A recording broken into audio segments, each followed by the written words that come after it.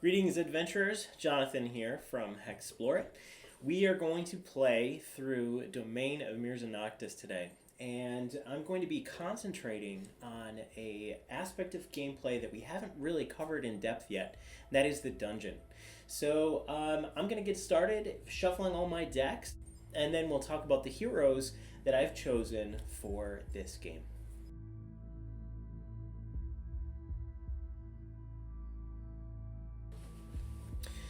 All right, we're back. I have just shuffled all of the decks that are involved in this game. Oh, I've got to do my keepsakes here as well. So I have chosen to play two heroes in this game. We are going to be playing with a sapper and a sapper over here and a striker. So this is going to be kind of a damage dealing group. I have chosen to play the Ruby Golem Warlock, and this is a rare race that is found in the Domain expansion box. And then my second character is a young red dragon witch, and the young red dragon is also a race that appears in the Domain expansion. Now both of these races are rare, which means they have a little bit higher starting values. I'm also playing with Valor. It's an optional advancement kind of a tool that you can use when you're playing your Hexplore It games. It all comes down to the more things you do in the world of Hexplore It, the more Valor you attain. And that gives you bonuses at the beginning of the game. So our Valor in this game has given us a few extra gear upgrades and one dungeon key, and that is going to help us out to open a locked dungeon at the beginning of the game. Alright, so let's draw our keepsakes for each of these characters. You don't get to look at them. You place your keepsake underneath your character at the start of the game. Now, because I'm playing the witch also starts with a familiar of their choice. So I actually chose the crow familiar, and that is also going to tie into the death mechanic of this game. And that may save the witch if we have an undesirable death. So it just gives us a chance to possibly stave that off. All right, so let's take a look. We have the Warlock. This is a Ruby Golem Warlock. My abilities can be powered either by using health or energy. And if we look at Arcane Bolt, it has a variable cost based on several different unlocks that happen with this particular character. So at every 3 ranks, you're getting another ability. Power of Arcane Bolt. You can either increase the damage dealt, you can change the damage dealt to energy, or add outlast damage to your attack. So a lot of different variables there. Eldritch Siphon is also a damaging mastery, and this also allows us to either heal health or heal energy if we're dealing health or dealing energy. Looking at the witch, we have the young red dragon.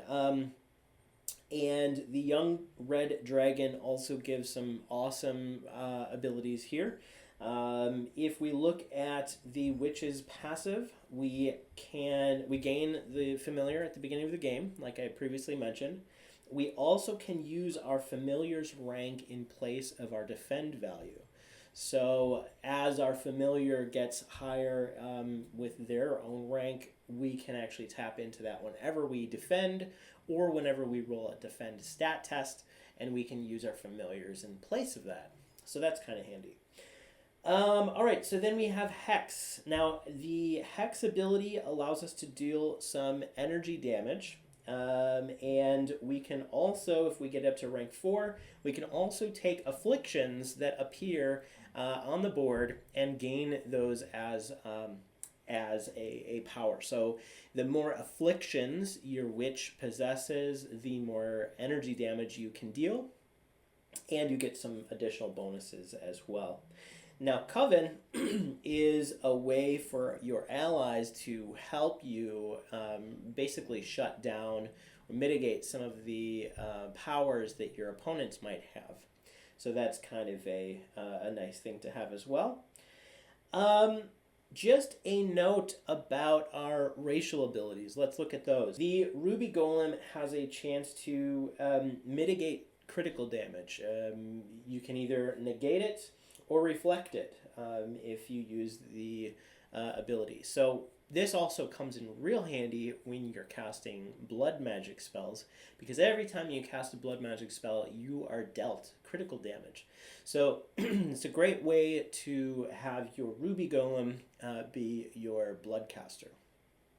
All right, Young Red Dragon. If we look at that one, check it out. They're greedy and enjoy tormenting inferior beings.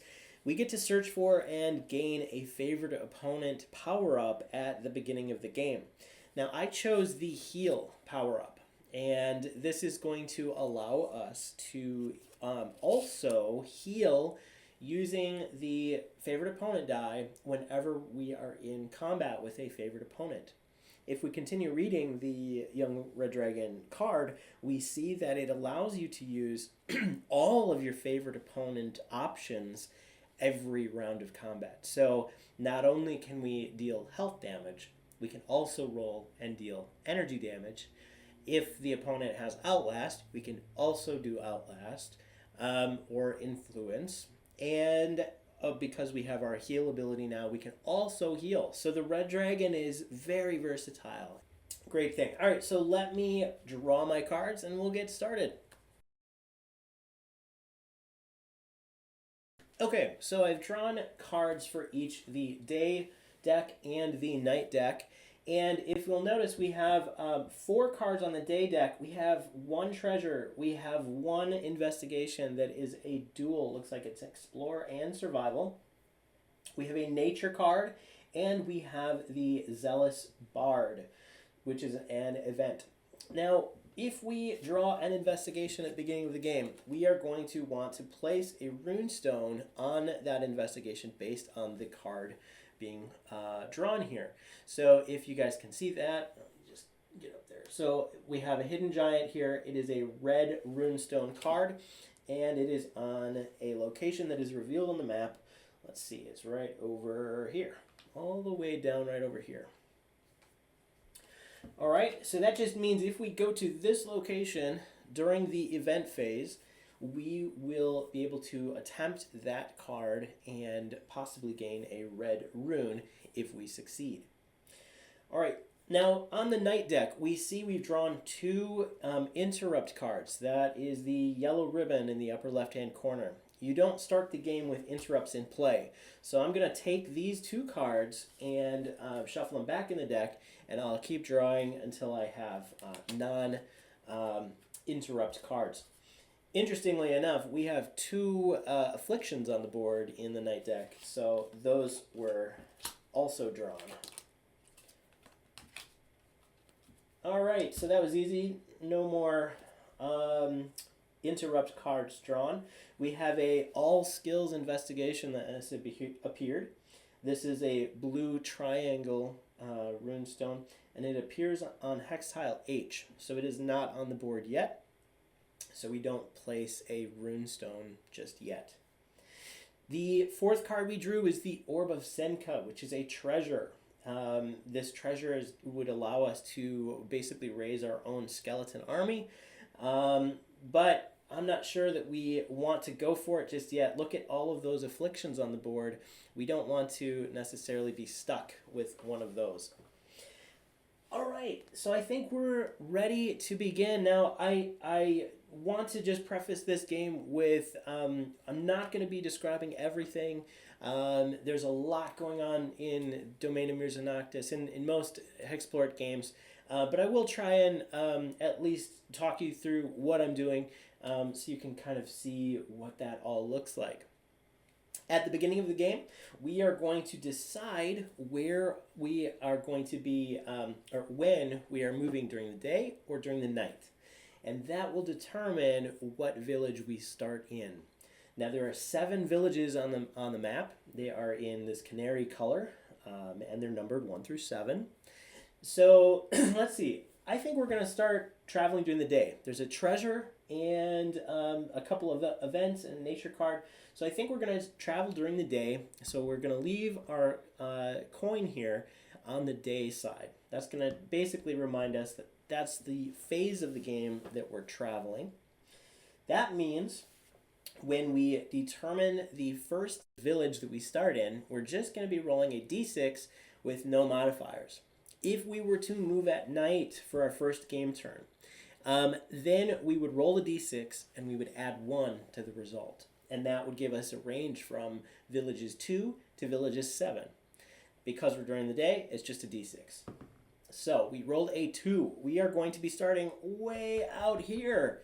So I'm going to have to move a little bit of my game components here. And we are going to place a hex tile before the game even begins. All right. And we have a monastery in play. So this is hex tile K. This particular investigation is hex tile H, so we will not unlock anything extra there. Let's just put it right there. All right. So I think we are getting ready to begin here. Before we do, why don't I show you what our heroes look like. Basically, if we take a look, our warlock here has fairly low skills. He has 6 for both attack and defend, 4 and 2 for his masteries, and 10 health and 7 energy. He can sustain up to 3 critical wounds based on his size modifier, his food rating. And he also has that ability to mitigate critical damage. All right. So our witch is much better outfitted in skills, and this is a big deal for the dungeon crawl. When you're in the dungeon, the group gains time with which to spend each game turn. The higher your explore and navigate skills, the more time you have in the dungeon each game turn. And it's based on the hero who has the highest. So our warlock, miserable skills at this moment. Our witch has a 5 in navigate and a 3 in explore. And so you'll see how that comes in handy later. All right, so looking at the rest of our witch's skills here, or stats, we have 5 for attack, 2 for familiar's aid, which also can be transferred between our crow, right? We can use our crow's rank in place of defend. And then we have 3 for both masteries, 7 health, and 11 energy. Okay, so before we begin play here, we are going to gain an extra item from starting in this location. So let's take a look here. All right, so we're beginning in the village of Elysian. And so each hero is going to gain hunter's gear. All right, so that's just an extra item that we gain before the game begins. And then I'm going to take a few moments and spend my 10 gold. Each hero has 10 gold. I'm going to spend that gold in the village before we begin play. We could get another hunter's gear. So hunter's gear you can take up to 3 times per hero. And it allows you to regain 1 health and 1 energy after combat with an opponent. And you can gain it 3 times. I think, let's do that. So we're going to have hunter's gear of 2. And that basically means whenever we vanquish an opponent, we are going to be healing 2 health and 2 energy. That's just going to be a nice thing to keep us, hopefully, healthy here. All right, so I think we're ready to begin play. Our first game turn, let's go ahead and look at this card here, Hidden Giant. That might be real good. We may want to get some clues here first. Oh, and if we critically succeed, we gain a blood magic tier. Let's wait to do this particular investigation until we get a little bit more powerful, because or at least we get some clues put on the board. If we have clues on the board, we actually just get to expand the dungeon just by playing this card. So I don't want to play it early here. So I think what we're going to do is let's reveal a little bit more of the map. So we are going to move one, and let me move these out of the way. Okay, so we're going to expand the map. Moving one, we draw a hex tile L with a couple of boss locations. Oh, and that's Kaelin's Manor. We can try facing that right away. Level 3 boss. I don't know. Maybe not. Let's just put it... Oh, you know what? I have to place this down a little bit here. Let's go here.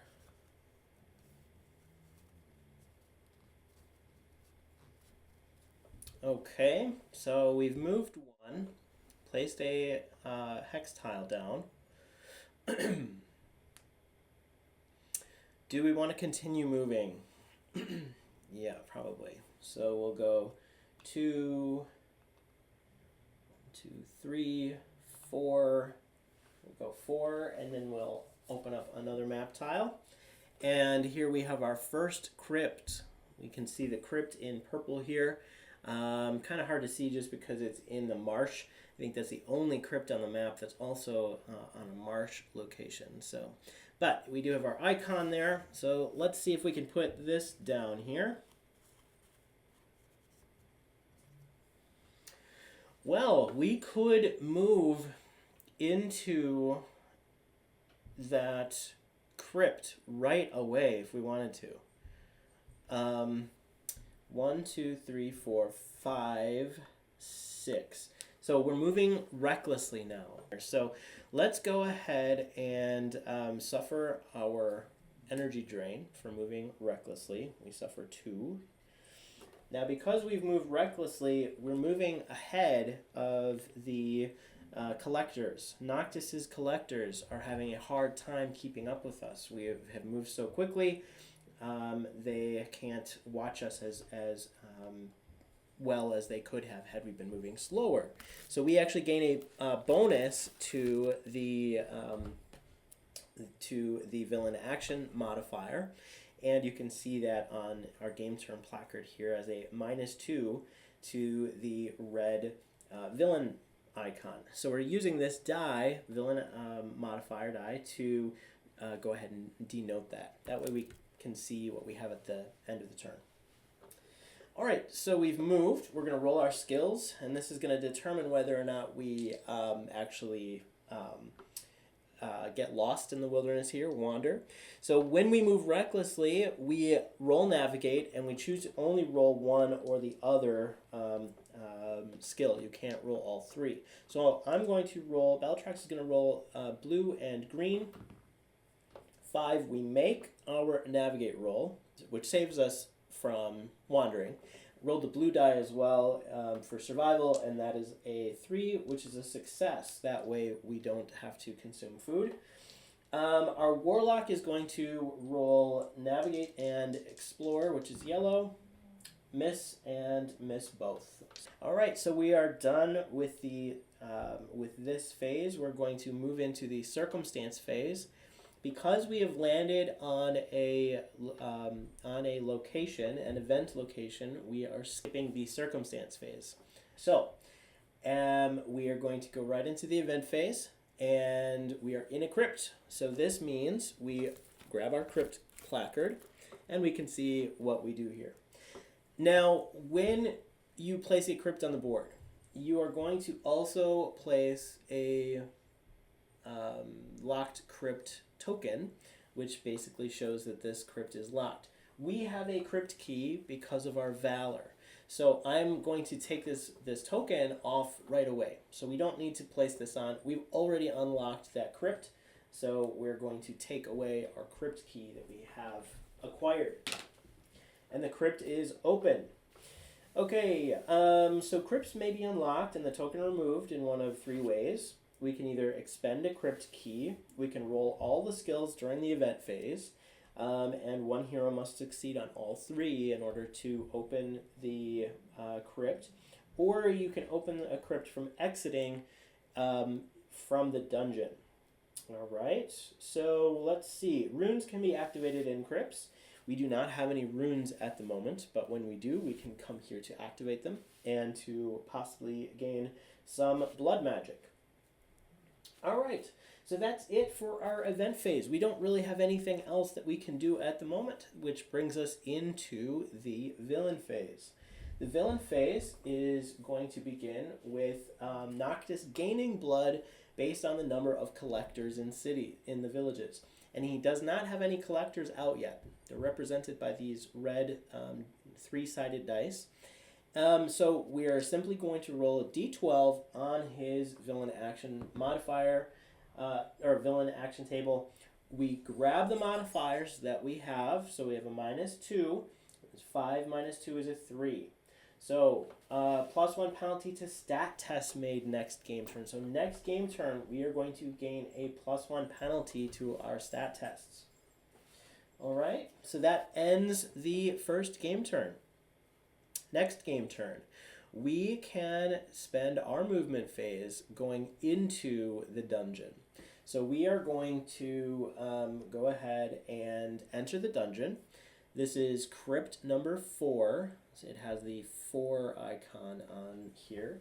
So we are going to find a crypt dungeon tile here and look for one with a number 4 for the exit. There are 2. Here's one. All right. So this is going to be where we enter into the dungeon. And the first time you place a dungeon tile, you are also going to place the dungeon rune compass. This is going to show us how what the orientation is for rolling the runes. So I'm going to place this down in any orientation I like, and we'll just place it here for now. And then we're going to move our heroes to this location on the map, number 4. Now, if you can notice here, we have a number of walls on this dungeon tile. We cannot go between those walls. We have to follow the corridors that the map will produce as we are putting down all of these locations. Now, one other thing to note is each time we place a dungeon tile on the map, we are going to roll 3 dice, and this is going to determine if a red rune, a green rune, or a blue rune is going to be placed on that location. If we look at the rune compass, it starts with a hex in the middle, and it goes 2, 3, 4, 5, 6, 7. So it is a value of 1 as a hex through 7. Anything over a 7 is going to not place a rune on this location. So we're using 2 10-sided dice to represent the red rune and the green rune. That gives us basically a 1 in 7 chance of placing this rune on the tile. A 8, 9, or 10 is not going to place a rune. Now the blue cards, you're using a D12. And you're using the D12 because you have a lower chance of placing a blue rune. These are treasure runes, so you don't have as high of a chance. So let's see. We're going to roll our dice. We have a 9, and a hex. So green, we do not have a rune placed. Red, we have a hex placed in the center.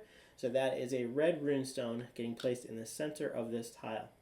A 9 is also not on the tile, so we do not place a blue or a green. So now we place our hero, and we are going to calculate the time that we have to spend in the dungeon. Now, it is based, once again, on the hero who has the highest navigate and explore combined. So that is Belitrax, my young red dragon. We have a score of 8, 5 plus 3. We also have 2 magic torches, so that's going to be another +1 for each, which gives us time of 10. All right, so I am just going to use, let's see, I'll use this die here to represent the time we have left, and I will just mark it down as we use that time up. Now, we are on a location that can go to the edge, so we can also place another tile right here. All right, let's see, let's place this like that. And then we're going to roll for that one. Let's roll for the runestones. We have a 3 for green, and that's going to place a runestone here. We have a hex, another hex for red, which will place a red runestone here. And we have a 5 for blue, so we are going to place a blue one right here. All right, so we are starting to populate the dungeon with these runestones. What this means is when we use our time to move 1 hex, for every hex moved in the dungeon, you subtract 1 time from what you have left. When you come across one of these runes, if we were to stop on one of these runes, we would play one of the matching cards, a red card, a green card, or a blue card. Now, if you have the expansion, then you can use the purple cards as well. They come with their purple runestone counterparts. Basically what would happen, you don't roll another die for the purple, but let's say you had 2 of the same. Let's say you had a 5 and a 5. If 2 were the same, it would convert into a purple rune instead of placing one or the other. All right, so, and these just give you a bunch of extra goodies and increase the difficulty and such. All right, so that is it for that. We have our time to use. So let's follow the corridors here. We're going to go 1, 2. That's going to show us another branch in the dungeon. And let's put that right here. And because it is another branch in the dungeon, I'm going to roll again for the runestones placed. All right, we have a 5 and 2 7s. So let's see. 5 is going to be green, and that is going to be green, not red. All right, and then we have 2 7s. Now, I actually don't have the purple runestones. I packed them away in a different box, and I sent it to another person for testing. So instead, we are going to play with the normal rules. We're not going to be using these purple cards from the expansion. And the normal rules, if you were to roll 2 of the same number, you are simply going to move it up or down 1. So one of these is going to get the 7 value, and one is going to get the 6 value. So let's put the blue one right in front of us, and the red one just beyond it. So look at all those runes we've been placing in the dungeon. That's pretty awesome. So currently we have moved 2. We are going to move a 3rd to go into this location with the blue runestone. So let me just mark this down. We have used 3. We have 7 left. Let's draw a blue card. Heart-shaped bottle. The group gains the heart shape. Okay, a rosy glow cascades off the walls. You approach a small ledge set into the wall, surrounded by stone angels. On it sit several heart-shaped bottles. The group gains 1 blood magic tier and 6 health ranks split amongst the heroes however you choose. Oh my gosh. We gain 6 health permanently. So I'm going to go ahead. Let's give the witch the entire thing. She could use it. And she can heal No, yeah, that's fine. 13. We go up to 13 health for the witch. And then we gain a blood magic spell. Now, after you play a dungeon card, you are going to flip it over and gain 1/2 of a rune. So for every 2 cards of the same type that you gain, you can turn that into a rune of the color. So for instance, if we get another blue, we will have 1 blue runestone. All right, so I'm going to just set this here. Let's just set it there. Okay, and then we get the blood magic. So whenever you gain a blood magic tier, well, let me back up. The first time you gain a blood magic tier, you are now able to cast the 3 generic blood magic spells that show up on the bottom of the crypt placard. And you're going to write your tier in the blood magic section there. Now, for every blood magic spell, for every blood magic tier you attain, you get to also draw a blood magic spell. So, we have access to these different blood magic spells. We have Body Control, Kiss of Darkness, and Accursed Revival. All right. So we can suffer critical health damage to cast these spells. Let's take a look at the new spell we gain. Did I pick one out? I did. Okay. We gain Pierce. All right. This costs 1 critical health, and we get to negate an opponent's Aegis or evasion value this round. At tier 4 and every 4th tier after, this effect persists for 1 additional round. So we get to, we can use this whenever we're in combat with an opponent that has either Aegis or evasion, and we can basically negate that. We're going to take the blue runestone off of this location, and we can continue moving. Now, if you'll notice, on this particular spot, we also have a survival icon. Now, this survival icon is going to allow us to break through the wall. It's a secret passage. So because it is a survival icon, the group will be rolling a survival stat test. And you will, if you half the group succeeds, you can move through that wall and ignore it. And if you fail, then you stay where you are.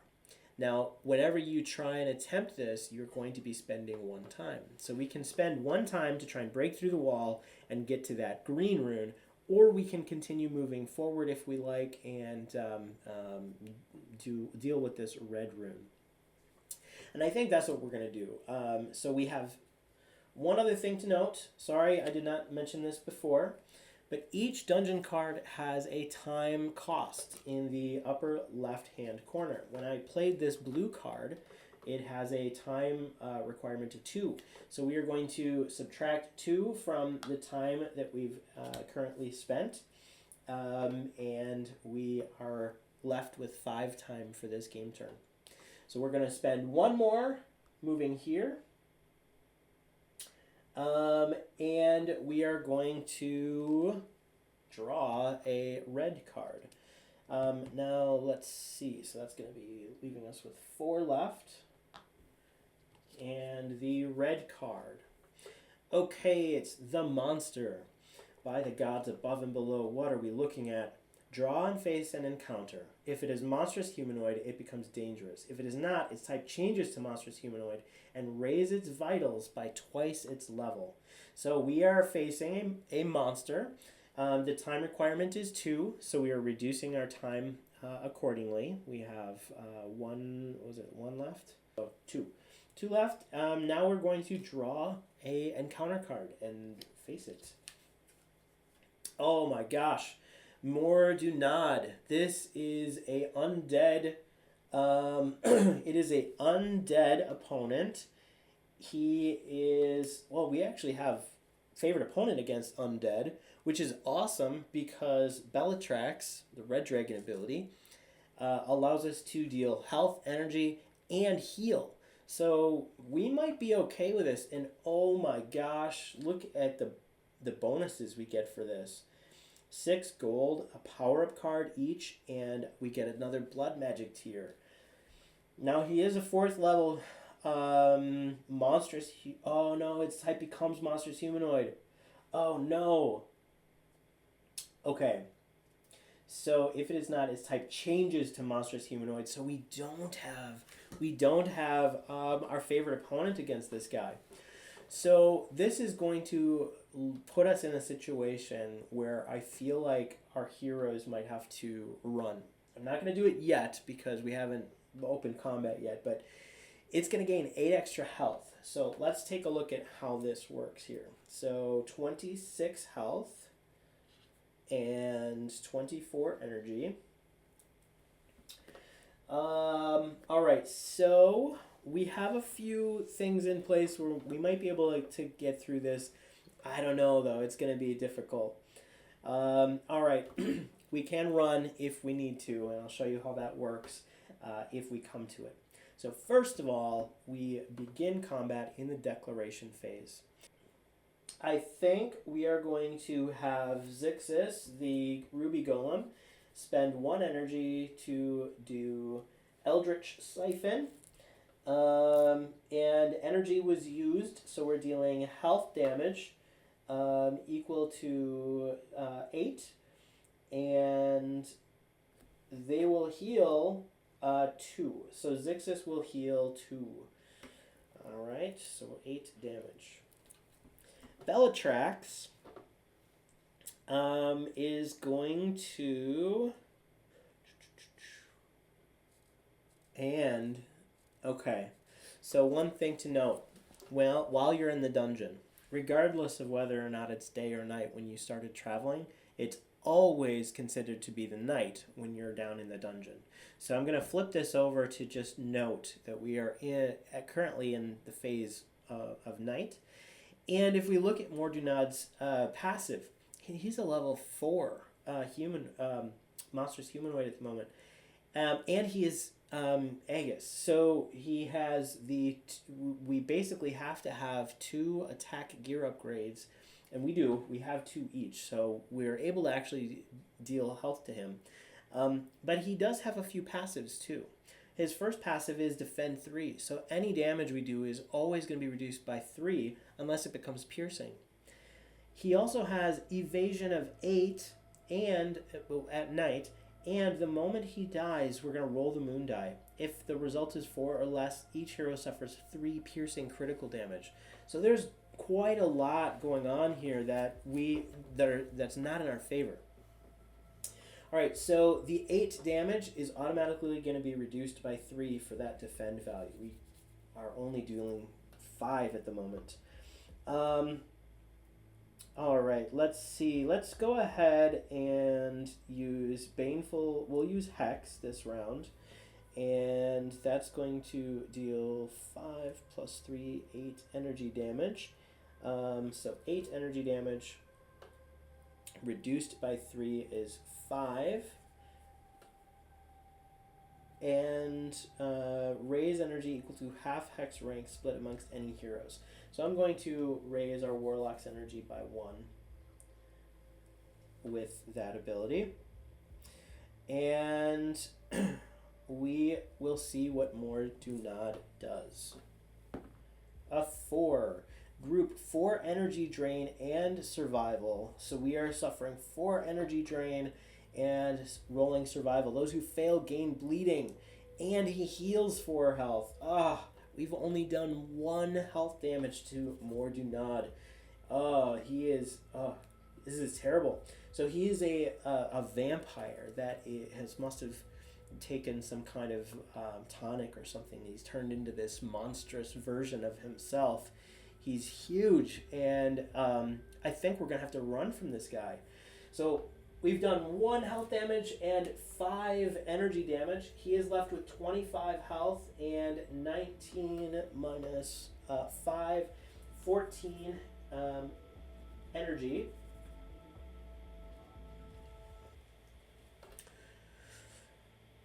We could try again, but I don't think so. Let's see, 5 and 1. We are still at full health, so we can let's do one more round. We're gonna try it one more round. It's just to see if we can do anything to this guy.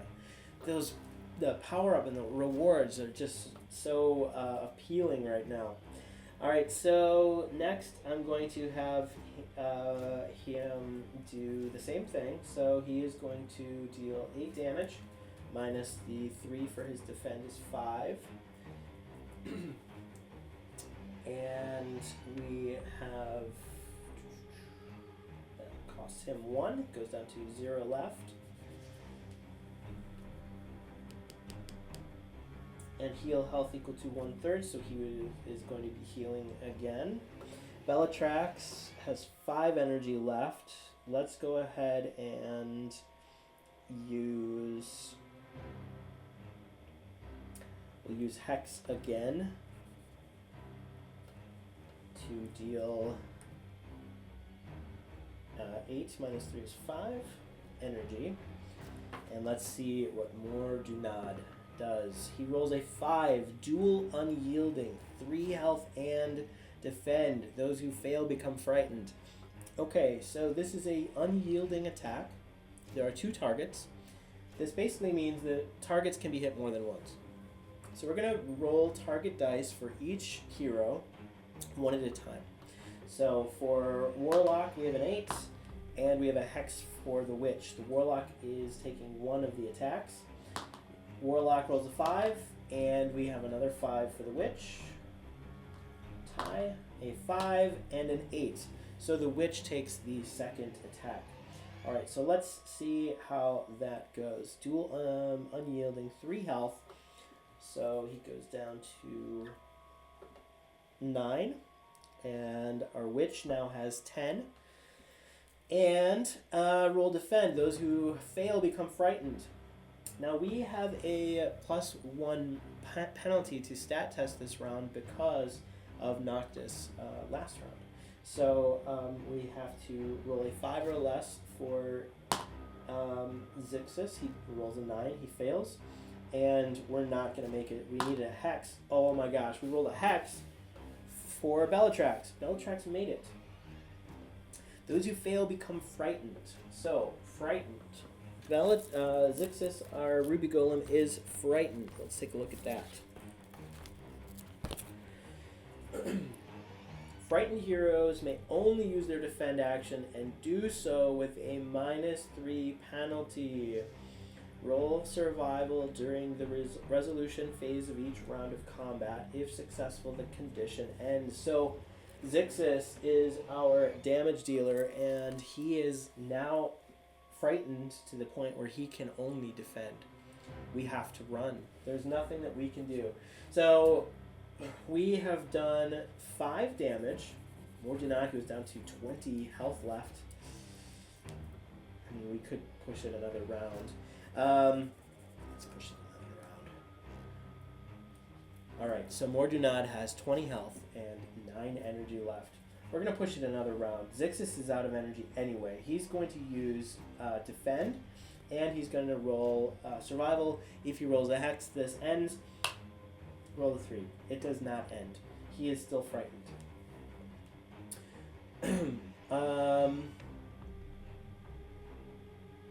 Okay. Oh, you know what? We should have rolled for bleeding too. We better roll for bleeding from the last round. 3 would have failed, so Zixis is also bleeding. 7 would have failed. We were both bleeding. So we also are down 1 additional health.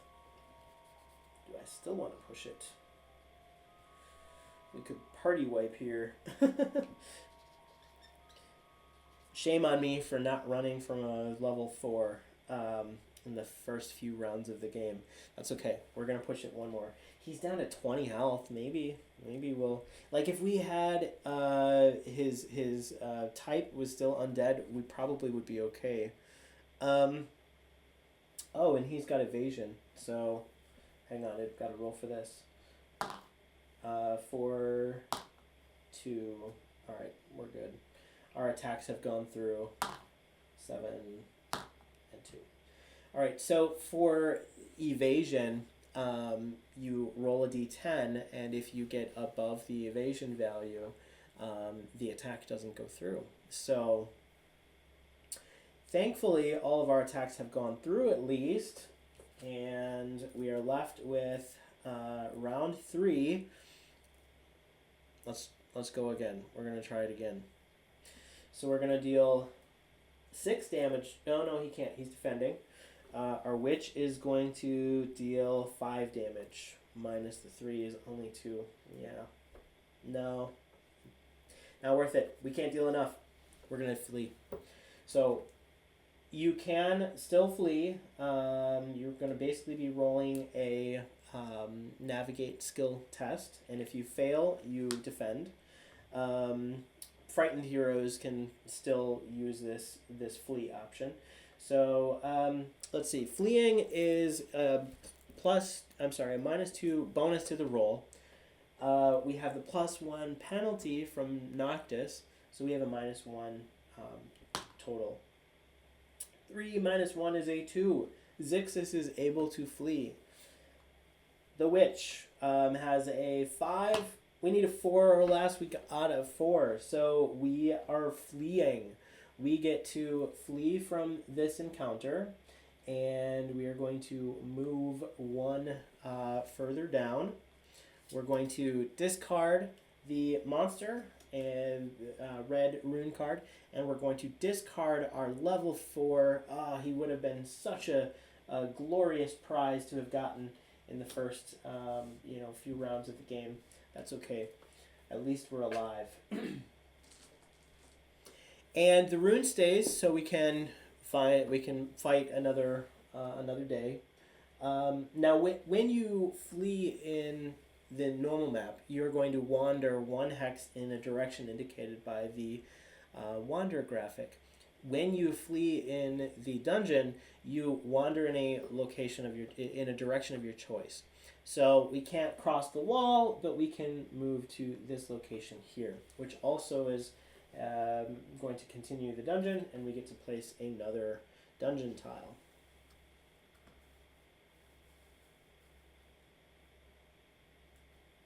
So let's place it there, and then let's roll for our runes. Alright, so we have a 6, a 7, and an 8. The 8 is not going to put a runestone on the board. The 6 and the 7 will, however. We have a green rune here and a red rune here. Look at all those runes. If only we could get them. Now we have 2 time remaining. So we are going to stop moving for this game turn, and we are going to advance to the villain phase of the game and see what Mirza Noctis does to us. Now this is a game turn that we have no modifiers. Let me just put this back on the no modifier icon, and we're going to roll to see what he has in store for us. A d12, and we have a hex. Each hero loses 1 gold or 2 food. So the vampire stole from us. Well, we don't have gold to lose, so we lose the food instead. Alright, and that is the end of that particular game turn. Okay, moving into game turn number 3. We are going to regain the 10 time that we have while we're in the dungeon. Nothing has changed with our stats here. We can begin moving however we'd like. And just to note, the phases of the game are changed in the dungeon. You do not have a skill phase, so we are not going to be rolling for gold or for food, or using food. Time works a little differently in the dungeon for our heroes. So we have our movement phase. We have our event phase, which takes place with our different runestones here, and it can go back and forth between the event phase and the movement phase if you have more time remaining. And then after the time is all up, then you have your villain phase. So that it's a little different than normal gameplay. All right, so 10 movement. I see that there's a pathway here that will allow us to avoid one of the red runestones. So we're going to use a little bit of our time to move and put down another dungeon tile, and then we're going to rest afterwards. Now, if you have 5 time remaining when you rest, all the players are going to heal some of their vitals.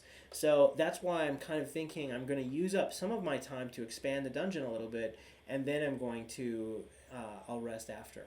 So we're going to move 1, 2, 3, and that's going to reduce us down to 7 time remaining.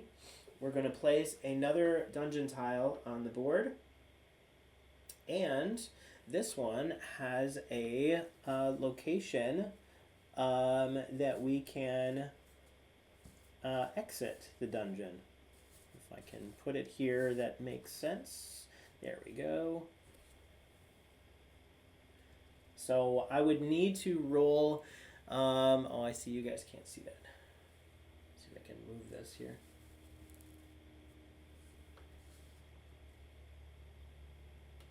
There, you can see that. All right, so we're going to roll for runestones. A 9, a 9, and a 12. So no runestones at all on this particular location. And we've moved 3. We could move 2 more. Let's move 2 more. We'll move here. And that will get us down to 5 time remaining, and then we will use the rest of our time to rest, and that means we get to heal. Now, healing in the dungeon when you rest, our navigate and explore skills will account for the time you have. Your survival skill will account for how much you heal during a rest phase in the dungeon. It's half your survival rank. So our survival rank for Zixis is quite low. It's only 1. He's only going to, or 2. He will heal 1 health and 1 energy. Now our witch has a survival of 5, so she will heal 2 health and energy, bringing her to 11 and 6. And then we have the villain phase. We are going to roll for Mirza Noctis. There are no modifiers to the roll. And we get a 9, which means the first collector appears on the board. So if we're looking at his villain action table, place a collector in a random village. The number shown on the die represents the number of collectors there. If this is the first collector in the village, place the die showing a result of 1. So it is nighttime because we're in the dungeon. We're going to roll a d6 and we're going to add 1 to the roll.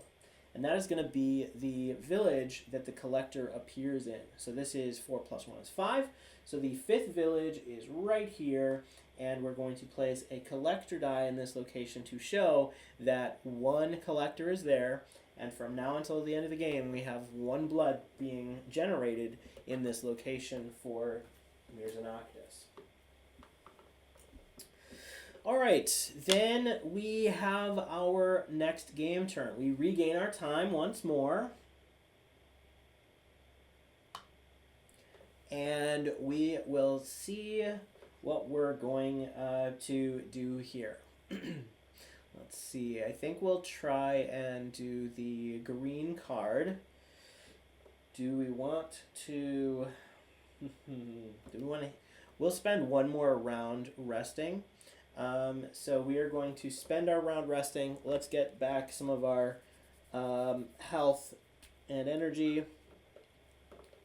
We will be at full health and just a little energy loss here for our witch. Our warlock is also at full health but has 2 energy remaining. Alright, so we have just rested. We're going to roll Mirza Noctis' action again. And this is a 5. Group 1 piercing health damage. So we both take 1 health damage as his agents cause us some grief. And it's our turn once more.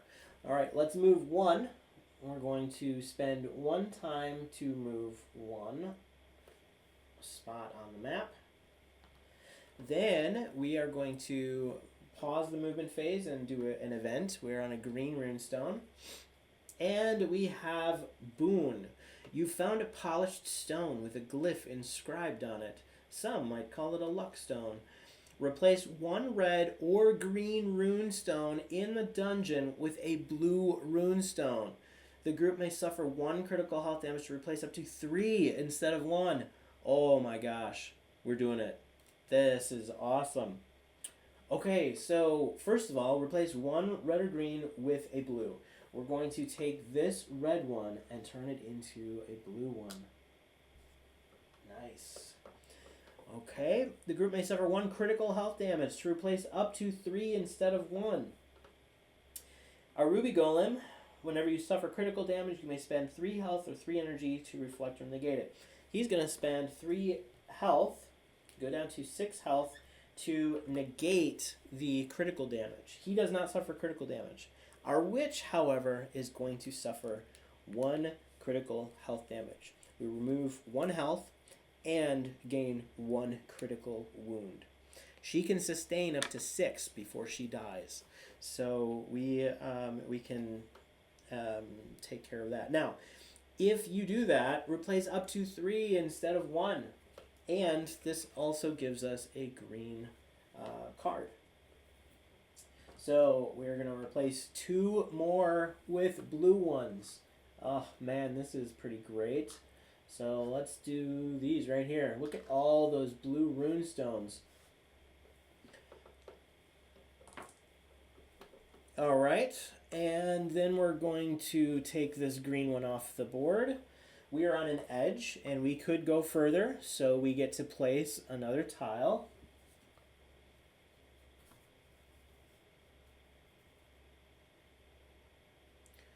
All right, and then we'll roll for that tile. A hex for red, that means one gets placed in the center. A 6 for green, which means it's going to be placed right here. And a 9 for the moon die, so we do not place a blue runestone.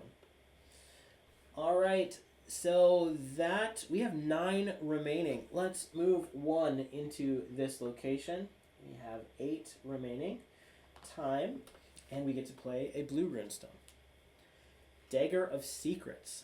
Not, oh, hang on, I forgot to count down our boon was a 0 time, so we do not actually spend any time for that one. Dagger of Secrets, reduction of 3. We have 5 time remaining. Not all secrets can be taken to the grave. Each time an opponent is defeated, the wielder rolls an Explorer stat test. Gain a -3 bonus to this roll if you damage the opponent in the last round of combat. If successful, add 1 clue to a slot of your choice. And the wielder bonus is a +1 to purple. That's awesome. Now, one thing with treasures, if you want, you can keep the treasure for yourself, or you can turn it in for that rune reward. If you turn it in for that rune reward, you do not get the extra ability on the treasure. So while I really like that +1 purple, I feel like in this case, I'm not really going after clues, so I think I'm going to actually turn this one into the blue rune by turning in these 2 blue cards and gain a rune for it instead. So we mark a triangle rune on our battle mat, and we are done with that one. We have 5 remaining. So let's move another 2. 1, 2, and we're going to go after this blue rune. Go down to time of 3 left. Pull another blue location here. And it's a crypt map. So this costs 1. We're going to go down to 2 time remaining. A madman's scribbles seem to note locations in the dungeon. Each time you place a dungeon tile before placing runes, you may spend 1 time to adjust all rune placement rolls by up to 2. Oh, this is a pretty good one. And it gives a +1 wielder bonus to navigate. I think I want to keep this one because we're in the dungeon, and until I exit it, this will allow us to kind of change how the rolls add up. And let's note too that you can adjust all rune placement rolls by up to 2. You can also try and get those purple cards using this item. You know, you can change the value of one so that it is, you know, exact duplicate of a second roll, and now that rune becomes a purple rune. So the nice thing about purple runes is you can turn those in. You only need one purple rune to turn it into rune card, to turn it into an actual rune, where the others you need 2. So it does allow you to gain some extra abilities that way. It just pushes up your risk-reward factor a little. Alright, so who should gain the +1 to navigate? Let's give Belitrax, our young red dragon, the crypt map. She's going to gain a +1 to her navigate, which is also going to increase our time to 11. All right, and we are done with this die icon here. All right, we're going to move one more, and for our last remaining time, we can try to break through this wall to get to this blue one. So why don't we do that? Now, one of us has to make this survival roll. If we don't, then we do not break through. So we have the Warlock needs a 2 or less, and that's a 6. Belitrax needs a 5 or less, and that's a 3. Belitrax, our young red dragon witch, manages to push through the walls, and they come tumbling down. We're able to transfer into this other passageway with another blue card. And we have bonding collar. A bonding collar. Collars can serve. All right, so this one first has a time of 3. If you don't have the time remaining, you just no ill effect happens. So we will just ignore that effect. Bonding collar. Collars can serve a purpose even on the most obedient pet. This one glows with an inner magic. The wielder may use their familiar's rank instead of their own when rolling a stat test that matches the familiar's stat. And this is a +2 to the familiar's rank. That sounds pretty great. I think we're gonna do it. We're gonna give this card to the crow. The crow now has a bonding collar, and their rank goes up to 4. Now it is something to note. The witch already has this ability kind of built in when it relates to her defend value. But it says that you can use your familiar's rank instead of your own when rolling a stat test. So the stat test matches the crow's familiar stat rank, which is a 2nd mastery. So now I can roll stat tests for 2nd mastery using the crow's skill and stat rank instead of my own. All right, so we just came out of that with 2 amazing treasures, as well as 1 blue rune. And I think we're going to end our game turn there. It will go into the villain phase. The villain, Mirza Noctis, gains 1 blood from the 1 collector on the board. And we will roll to see what he does. It's a 5, and a 5 is group 1 piercing health damage. We each take 1 damage.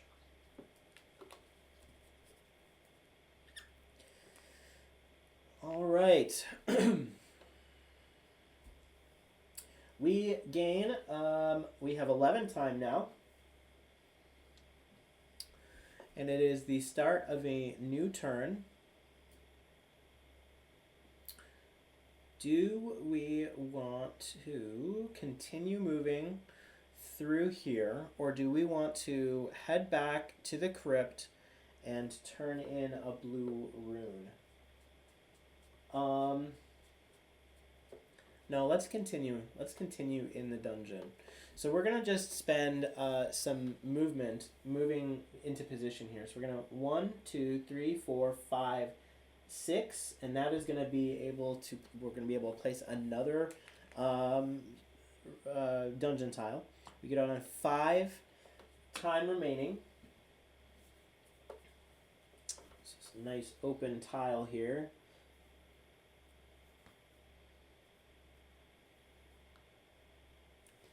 And then we will go ahead and roll for rune placement.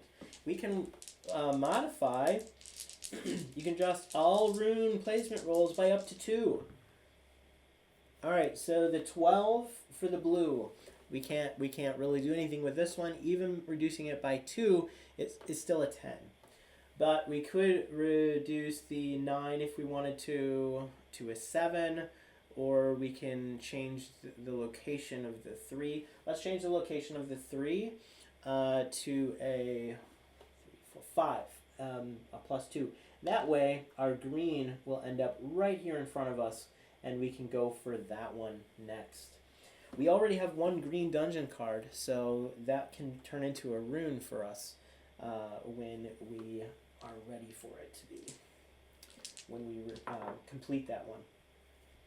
With the rest of our time, we are going to rest. We are resting with 5 time remaining, so we are going to regain some of our vitals here. Zixis is up to 6 health and 3 energy, while Belitrax is at 11 health and 9 energy. And then we have Mirza Noctis' phase.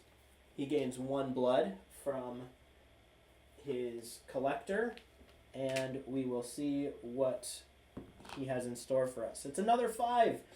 So we are just getting bombarded by traps down in the dungeon that his minions are setting. So we keep running into his traps. Thankfully, he's leaving the populace pretty much unscathed. He only has 1 collector on the board, which is a good thing for us. All right, I'm going to take a quick break, and then we will come back.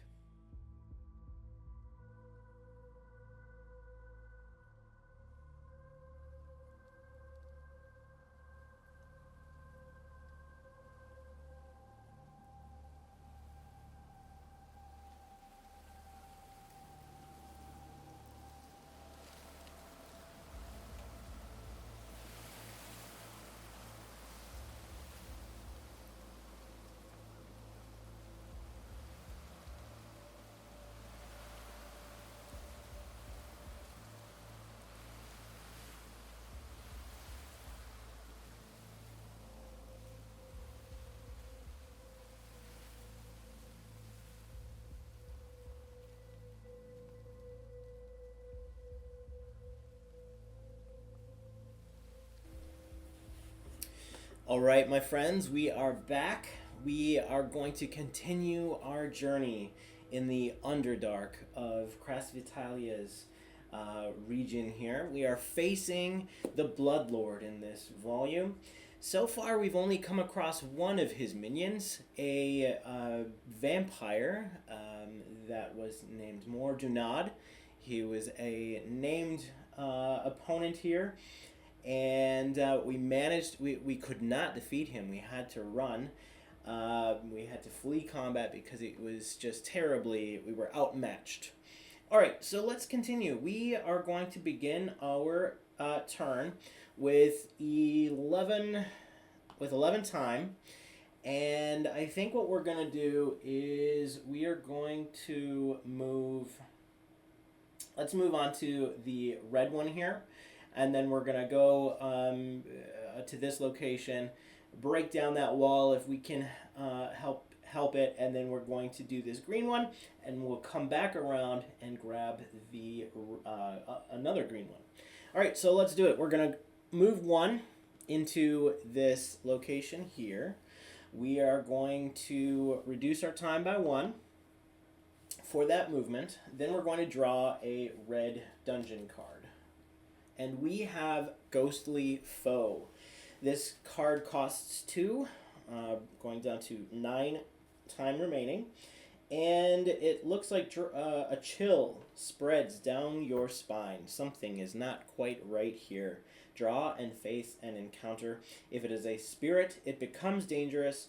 If it is not, its type changes to spirit. If it has energy, it also becomes tethered. So tethered is actually pretty good for us because both of my heroes can actually deal energy damage. So hopefully we'll be in a little better spot to take out this opponent.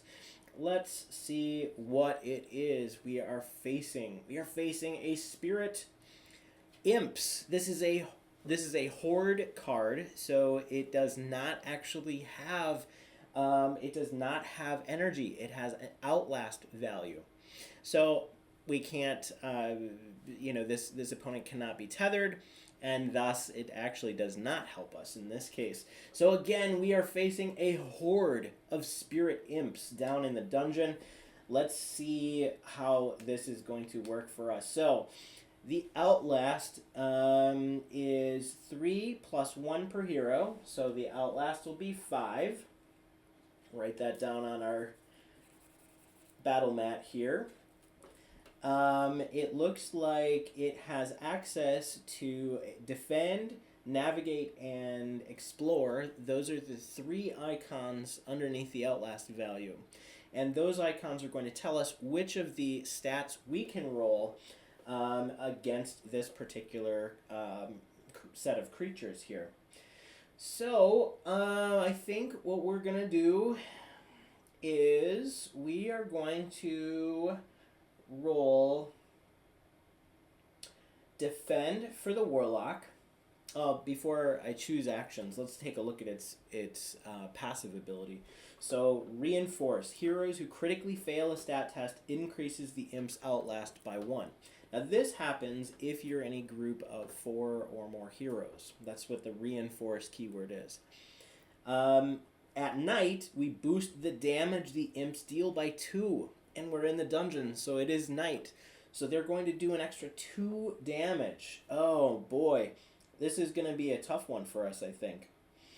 So, first of all, at the end of every at the end of every round, when you're facing an opponent with Outlast, their Outlast is reduced by 1. It's basically this horde that's passing us by. They're not going to be around forever to destroy us. They're just passing through these Spirit Imps. And so let's go ahead and reduce, before combat begins in the first declaration phase, we're reducing their Outlast by 1. That will happen at the end of that round. Now we have the Warlock. The Warlock, let's go ahead and roll defend. If we get a 6 or lower on the defend roll, then the Imps will have lost another Outlast. So 6 or lower. And it's a critical failure. So we do not make that roll. And that means whatever the Imps are going to do to our Warlock, it's going to do. And he has no way of protecting himself from it. All right, Belitrax, our witch. Gosh, I mean, we have a 3 for explore. We could try rolling our explore here. We could roll navigate. Why don't we roll navigate? Belitrax has a 6 navigate rank, a 3 explore rank, and a 2 defend rank. So what happens here is we choose our action, and then we roll the Horde's action. And if their action matches the action we rolled and succeeded on, then we are immune to that action. Now, if I roll green, navigate, they do not have a green ability here. So that means I'm not going to be, I will be suffering any of the damage that they produce here, the whole thing. If I were to select yellow, we have a good chance that the opponent will roll yellow, and then obviously we would be immune. But Belitrax only has a 3 out of 10 chance of making that happen. So I think I'm going to go with the defend in order to get a better chance of reducing their Outlast. And it's a 2. All right, so I rolled a 2 on our green. navigate. We managed to reduce their Outlast by 1. They have 3 Outlast remaining at the end of this round. Let's see what they do to us. Roll a d6, and it's a hex. Those who fail suffer 3 health damage and become disoriented. Now that's 3 plus the boost from their night passive. That's 5 damage. Belitrax goes down to 5 health remaining. And this is going to kill Zixis. Zixis has 5 health. So let's see. Maybe we can do something else to save Zixis here. So Zixis is going to go down to 0 health remaining. I can get rid of bleeding. That was from the other fight. All right. So 0 health remaining. We could use blood magic. Let's take a look at that blood magic ability here. Kiss of Darkness. Heal 1 target's health equal to your tier. Alright, so we are going to spend 1 critical health. Belitrax is going to spend 1 critical health. Goes down to 4 health remaining. To heal Zixis by 1. And now we have 2 critical wounds. Belitrax has 2 critical wounds. But doing this has saved Zixis at least for the round. Alright, so we have completed this round. This is going to be very difficult. We do not have favorite opponents. We get no bonuses for that. Let's go ahead and go into the next round. So the next thing that we're going to do is we are going to, well, let's take a look at Disoriented, because we are disoriented now. Disoriented heroes suffer an increased chance of a critical failure for skill rolls. So the crit failure range increases by 2 each time they become disoriented. So we will crit fail on an 8, 9, or 10 instead of only a 10. All right, so this next round, they have 3 Outlast remaining. I think what we're going to do is we are going to, both of us, defend. Zixis is going to defend for 6, and Belitrax is going to defend for 2. So let's see what happens. First of all, we're going to reduce Outlast by 1. They will have 2 at the end of this round. And let's see what they do. So it is a 4. Those who fail suffer 2 piercing energy damage. Now, piercing cannot be defended against. So our defend really has had no effect. We are suffering, because of the bonus damage from night, we're suffering 4 energy damage. Belitrax goes down to 5 energy. And Zixis is down to 0 energy. And 1 health. Okay. So, at the end of that round, they have 2 Outlast remaining. Next round, I think we're going to do the same thing. We're going to defend. We're just like worrying about these spirit imps that have surrounded us. And their Outlast will be reduced to 1 at the end of this turn, this round. Let's go ahead and roll to see what they do. It's a 2. Those who fail suffer 1 corrosive health damage and become wounded. Alright, so we've both defended.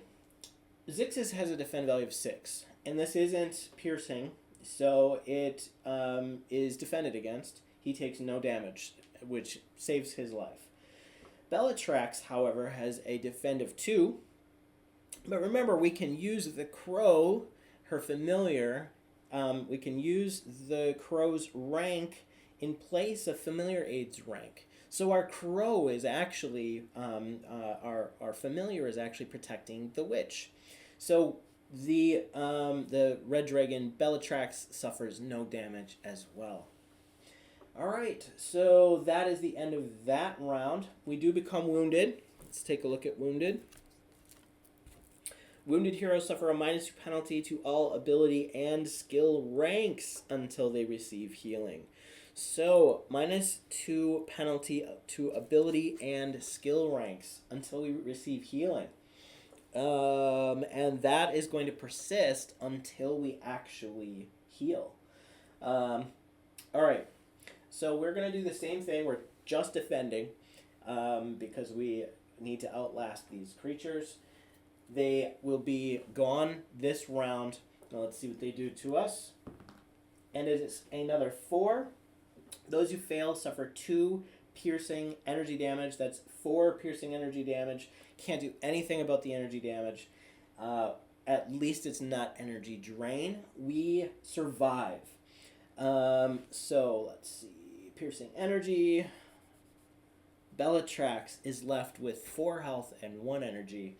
Zixis is left with 1 health and 0 energy.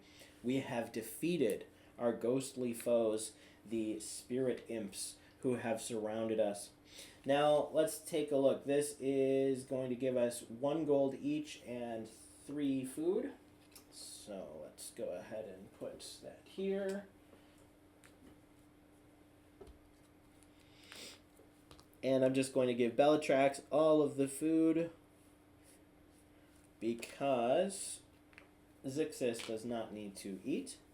We'll take this card, and this is now our first red rune card. So if we get another one of these, we will have a red rune to go with it. All right. So our red rune stone is taken off the board. Let's move 1 more, and then I think we're going to rest in the dungeon. That will bring us down to 8 time left. We're going to rest here and recover just a little bit of our lost values here.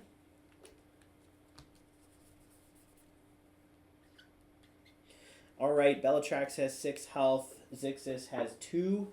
We have rested. Now it is time for Mirza Noctis, and let's see what he does. That is a 3. We have rolled a 3. Group +1 penalty to stat tests next game turn. Maybe we should just wait here and heal some more. We don't have any additional potions or anything like that. So I think we're going to spend our next game turn right here. We're going to take all of our time and we are going to heal again. So we go to 8 and 5. And we go to 3 and 2. Healing has obviously taken away our wounded condition, so we're no longer wounded. Let's roll for Mirza Noctis. And it's a hex. Nothing. So each hero loses 1 gold or 2 food. So let's lose 2 food here. It spoils down in the dungeon. And it's our next turn again. I think we're going to heal again. We need to just get our vitals back to up to a manageable rate here.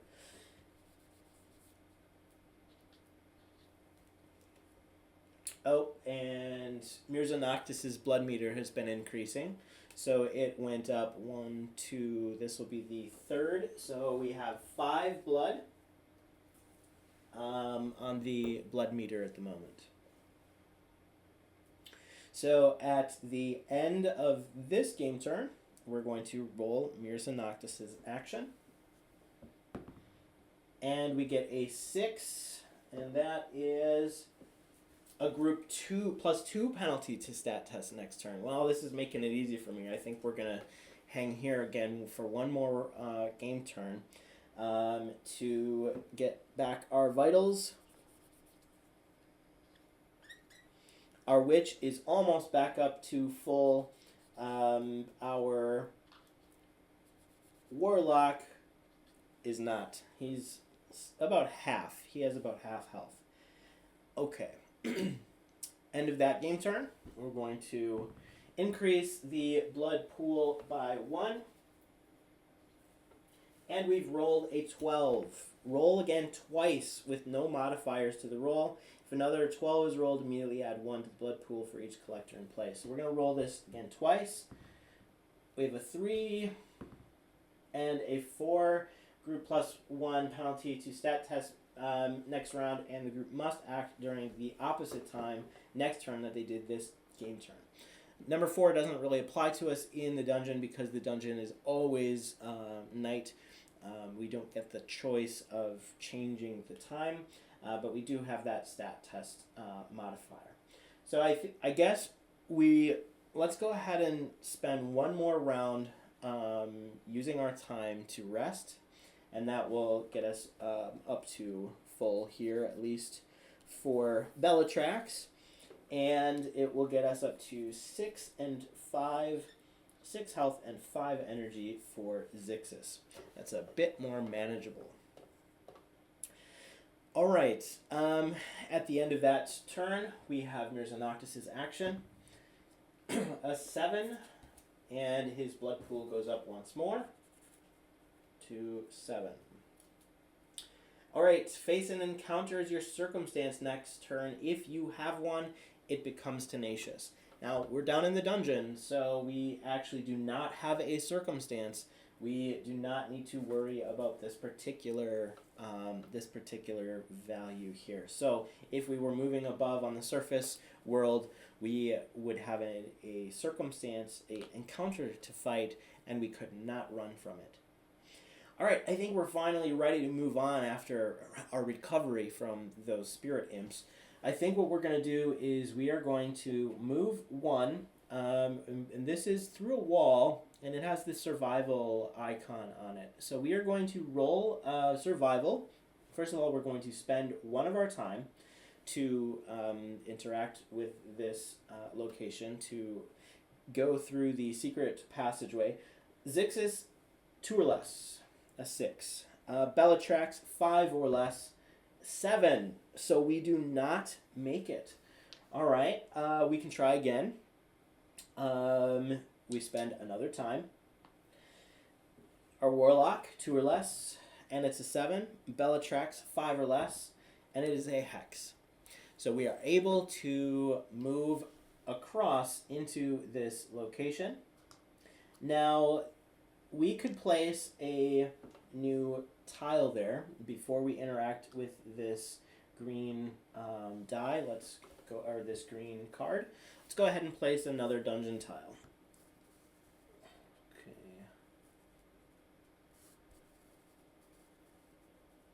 Yeah. That looks good. Or do we want it? No, let's do it this way.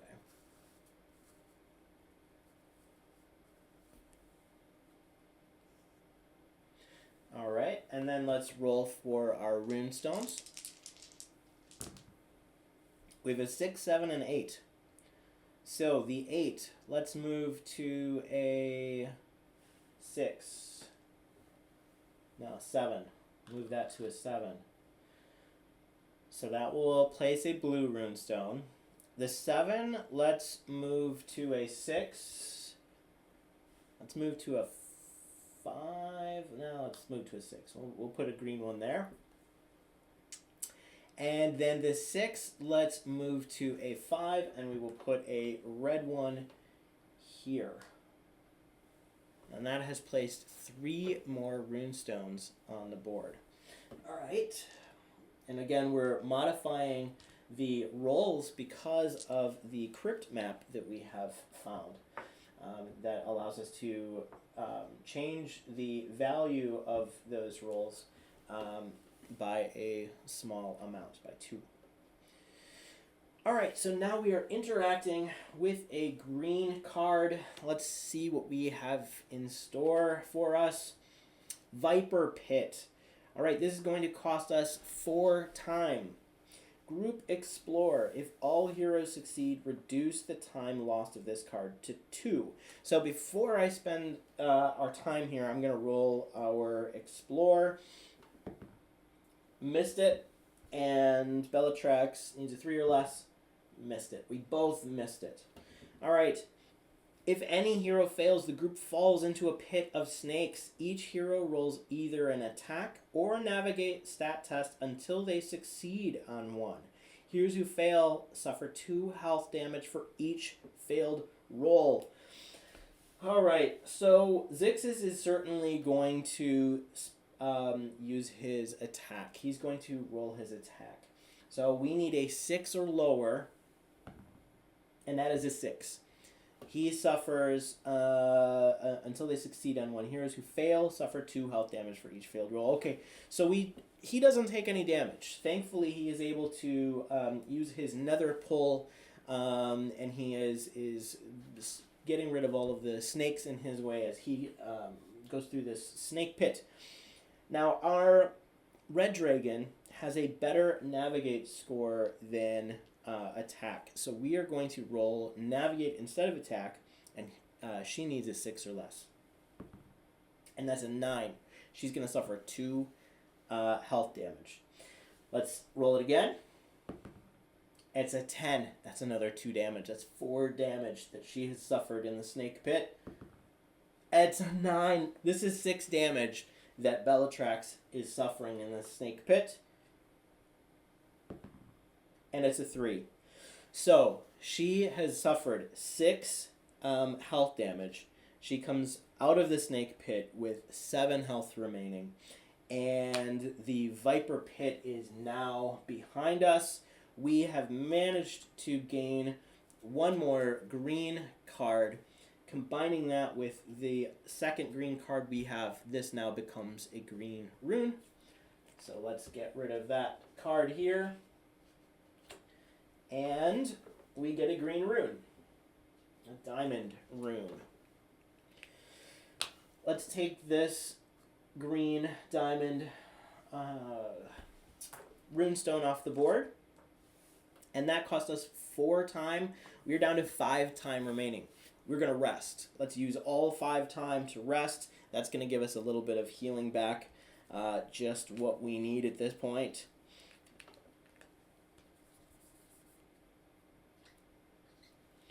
Alright, and last but not least, we have Mirza Noctis' villain phase. He gains 1 more blood. He's up to 8 blood now. And let's see what he does to us. And it's a 9. Another collector is going to appear on the board. We're going to roll a d6 plus 1 because it's night. And that is a hex, so that is a 7.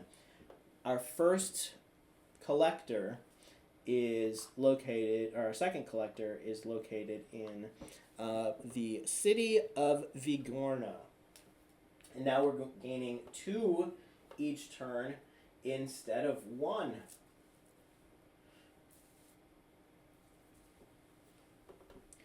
All right, so our time goes back to 11. Let's go after the blue and green here. So we're going to move 1, 2, 3, and we're going to reduce our time by 3. We're going to draw a blue card, and we get the Cord of Truth. You found a leather cord that compels you to tell the truth. This may help you see through the layer of lies Noctis has woven. Place 1 clue or move an existing one to a slot of your choice each time the group moves 4 or more hexes during the movement phase. So that can actually come in handy. We can actually start putting clues on these locations each time we move 4 or more hexes during the movement phase. That's pretty great. So now this is a blue dungeon card. Its wielder bonus is a defend. Let's go ahead and give this to Belitrax, the Cord of Truth. And that way, Belitrax is going to gain a +1 to their defend. Actually, because defend can be used interchangeably between her familiar, it's not really going to do as much good on Belitrax. Let's actually put it on Zixis instead to increase his defend by 1 to 7. Alright, so Zixis is taking the Cord of Truth. That costs us 3 time. Go down to 5 time remaining. And do we want to use up the rest of our time here to rest and recover our lost vitals? I think we do. Oh, and we have Hunter's Gear. When we fought the imps, we would have healed 2 health and 2 energy, which is actually going to bring Zixis back up to nearly full. So I think we're okay. We can continue moving. All right, so we're going to move one more. We'll go down to 4 and move into this green card. Let's see what it is. Spiked Pit. Suddenly the floor isn't what it seems. Group, roll, explore. If any hero fails, they set off a trap that plunges the group into a spiked pit. Now, one thing I didn't mention about the last card, we encountered a trap the last time. It was the Viper Pit. It had a trap ribbon on the bottom. I didn't do it last time, but we will play it this time, and I'll show you what happens here. So, so first of all, it's a 3 costing card. We're going to go down to 1 time remaining. Hex. And then we're rolling Explore. That's a crit fail, and Belitrax with a 3 or less. It's a 5. We both fail. Each hero suffers 5 piercing health damage. We can't do anything about it. We go down to 4 health remaining for each of our heroes. And it says, if all heroes succeed, reduce the time lost of this card to 1. Alright, so we have finished the Spiked Pit event. The card is complete. But before we move on, let's look at that trap ribbon.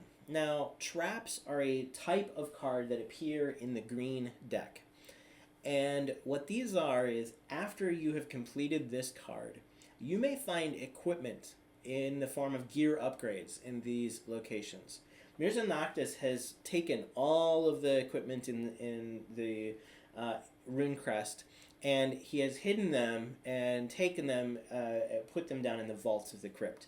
So what you're going to do is, one hero in the group will be able to roll a stat test against a stat of their choice, and if it succeeds, they gain a gear upgrade for that gear, for that stat. Now, if you gain a critical success, then another hero can try and roll for one for them. So I think Belitrax is going to roll let's go ahead and roll. The Warlock is going to roll for Nether Pull, which is his attack. He currently has a 6. He needs a 6 or less to make this happen. And it's at 5. That means Zixis gains a gear upgrade for attack. Alright, so his attack goes up to a 7. And Belitrax now gets to roll. So let's go ahead and let's roll for Navigate. Navigate is going to give us one more time if we're able to make that happen. So 6 or less on Navigate, and it's a hex. That means we get to roll. We gain one of those. All right. And I think that's it. We're done with this game turn. We get to take the green runestone away here. We have no time remaining. We have 1 time remaining, but yeah, we can use that to go here. The Spiked Pit we'll put on the side, and that becomes another green card for us.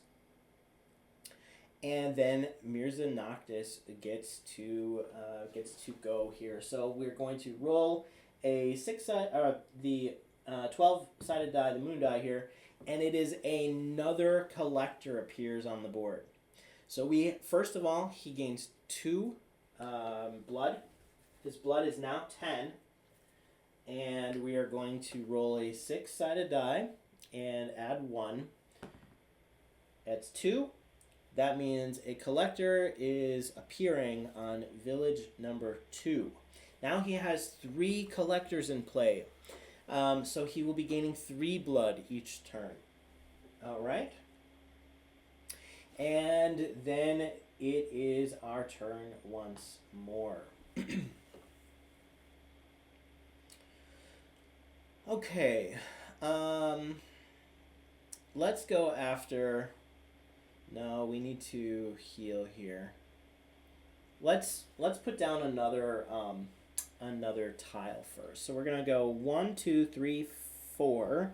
Oh, sorry. We have a +1 to our navigate here, so our time has increased by 1. We have 12 time now. And if we've moved 4, this goes down to 8 time remaining for this turn. Let's place down another tile.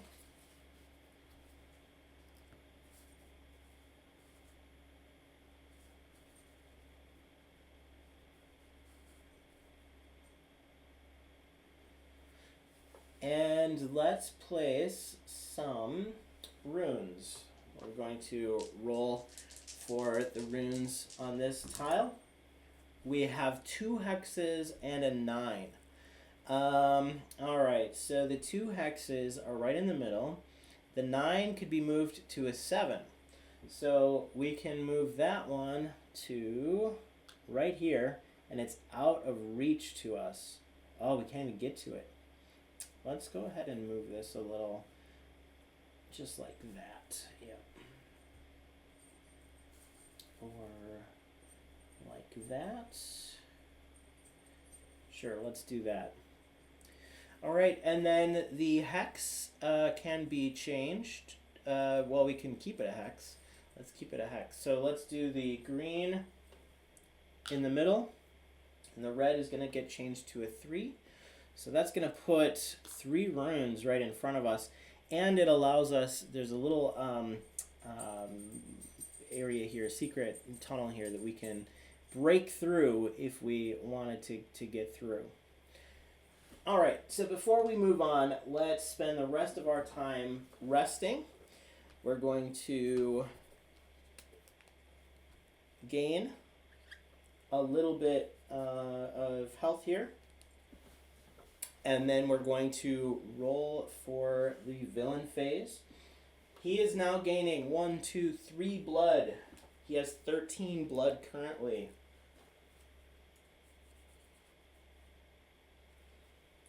And we'll roll to see what he does. And that is a 6. A group +2 penalty to stat tests made next game turn. So I think we need to go after another red to turn it into a rune. So I think what we're going to do is we'll backtrack and do this red rune here. So maybe we need to heal again. I think we're going to heal one more time. I have not gotten much gold at all because I delved right down into the dungeon. We would have had quite a bit had we been able to take out Mordunad. That's okay. I think we'll spend the rest of our time once more here to heal. We're giving Mirza Noctis quite a bit of time to gather his blood. He's up to 16 blood now. And we will roll his action. And it's a 10. That is another collector on the board. So we're going to roll a 6-sided die. And it's a 1 + 1 is 2. So that means on the second village, because there's a collector here already, we're going to increase the 1 to a 2. Now there are 2 collectors in this village. So there's 2, 3, 4. That means next turn he's starting to get 4 blood every turn. All right, so he knows that we're working here down in the dungeon. All right, we are going to go ahead and actually let's go this route and get all 3 of those, because then we'll have a good number of runes that we can use and we can turn in. So we'll go 1. This is going to reduce us to 11. Then we are going to roll against attack, because it has the attack icon on this location. And we have a 7 for Zixis, and he gets a 6. We only need 1 person to make it in order to break through this wall. Our Ruby Golem has broken through, and it places us on the next side, and that means we get to interact with this green runestone. So let's go ahead and draw a green card. This is Electrified Levers. It's going to cost us 3. We go down to 8. Each hero chooses to move a lever up or down, and then it's a group explore. Those who fail move their lever in the opposite direction they chose. Heroes whose levers match the least chosen direction suffer 4 health damage. Then the door grindingly opens. Suffer no damage on a tie. Alright, so those who fail move their lever in the opposite direction. Let's go ahead and each of us are going to move the lever up. So let's see. We're going to roll Explore. So that is a failure. He moves it down. The Witch, Belitrax. That's a success. Moves it up. Suffer no damage on a tie. So we have tied. The levers come to a grinding halt, and electricity pierces the room. We are able to get through this trap without any more ill effect here. And that gives us another green dungeon. So, 2 more green cards turns into another rune for us. Another diamond rune. That's wonderful. We now have 2. And then we can move this green stone out of the way. Let's move 1 more forward. And this is going to reduce our time down to a 7. This is end of the road. Looks like it's a treasure chamber here. We can't go any further. So let's see what we face. And we find what remains. You find the remains of another group who may have lost their way. You find 1 gear upgrade for each stat, a total of 9. Split the gear upgrades amongst the group. No hero may select the same stat as another hero. We gain 9 gear upgrades. That's pretty great. Alright, it will just take me a moment to get these put onto our characters here.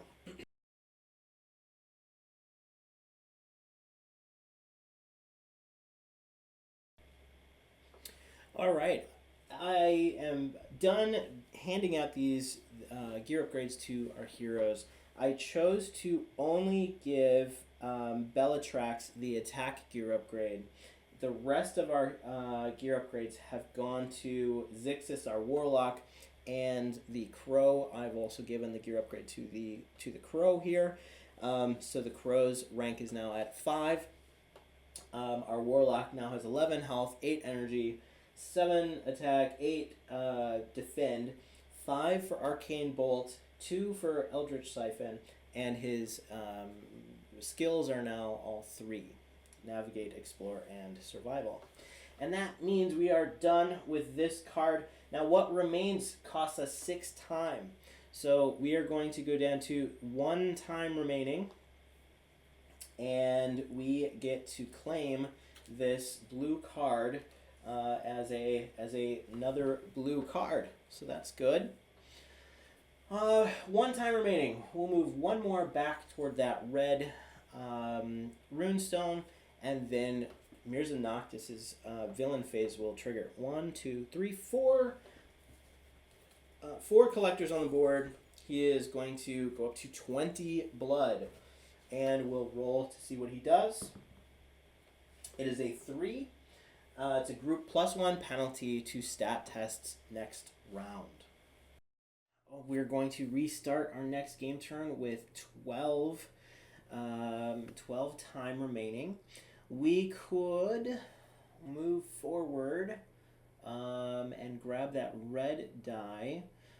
Why don't we try that? We're going to move 1. Now remember, this turn we're going to have a +1 penalty to all of our stat tests that we make. So we are going to spend 1 to move forward. We are going to draw a red card. What is it? Favored foe. Draw and face an encounter. Oh, hey, check this out. Okay, unbridled aggression is your best bet. Draw and face an encounter. Strikers and sappers. Hey, we have 1 of each. Gain favored opponent against it and may ambush it. Oh, this is awesome. All other heroes lose their favorite opponents until combat ends. So finally, we have our favorite opponent kick in. Oh my gosh. We are facing an angel, Belitrax. 34 health, 24 energy, 10 gold, 10 food, and a power-up. And it has Aegis. It is a 6th level encounter. At least, so we are going to gain favorite opponent against this encounter. Both of our heroes. That's amazing. Okay, I'm really excited about this because we're going to gain a power-up and all of that stuff. Okay, so first of all, an ambush. Ambush means that you get to use an action before combat begins. Now, technically, if the group ambushes an opponent, you only get 1 ambush. But this card, the way it's written is strikers and sappers gain favorite opponent against it and may ambush it. So both of my heroes can actually ambush Belitrax. So let's write down some stats here. All right, so 34 health, 24 energy, and we have 10 gold, 10. Oh, this is gonna be amazing. Okay, so now we have a few things in the passive. It says find and play the first from on high card if it isn't revealed yet. While Belitrax is an escort, the group may choose who he heals. Now, if you'll notice, this is actually a card that is present in our living deck. And so when you draw this, you could technically trigger the living card, the card arc. It's an investigation arc called From On High. You don't have to play it if you don't want to. And it just says if Belitrax dies and the From On High arc. So the first card in the arc just says, find this character and play him or face him in combat. So we can face him in combat if we would like. Now, technically, he's a good guy, but in this scenario, we're not playing the From On High arc, and so we are going to see if we can destroy him. All right, so the first thing we're going to do is we're going to get our ambush out of the way. Ambush, our Warlock gets an action, our Witch gets an action. They both have favorite opponents, so they get their favorite opponent stuff too. So, Warlock, 7 damage from attack. The Witch, 6 damage from attack. And then we get to roll our favorite opponent. So, plus Zixis' favorite opponent is 5 damage. And our Red Dragon can, remember, do attack, health, energy, and he can heal. So, or she can heal. So we can do 1 health, 3, which is converted times 2 for energy. So 6 energy damage. And for our health, we have a heal coming in of 4 health. So I think we're going to have our Warlock take the heal at the beginning, and our Warlock will now be back up to full health. All right, and so that is left with 14, so 20 minus 6 is 14 health remaining and 18 energy remaining at the beginning of combat. All right, so Zixis is going to deal 9 damage. He is going to use 9 health damage, and that means he will heal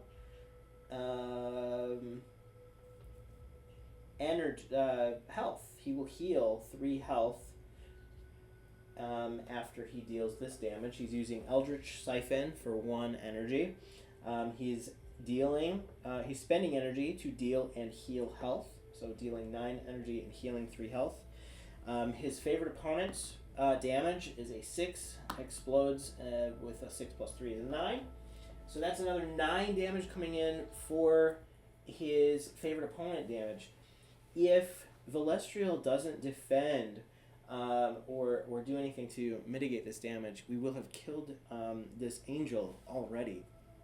So Belitrax, the Red Dragon Witch, let's see what she's going to do.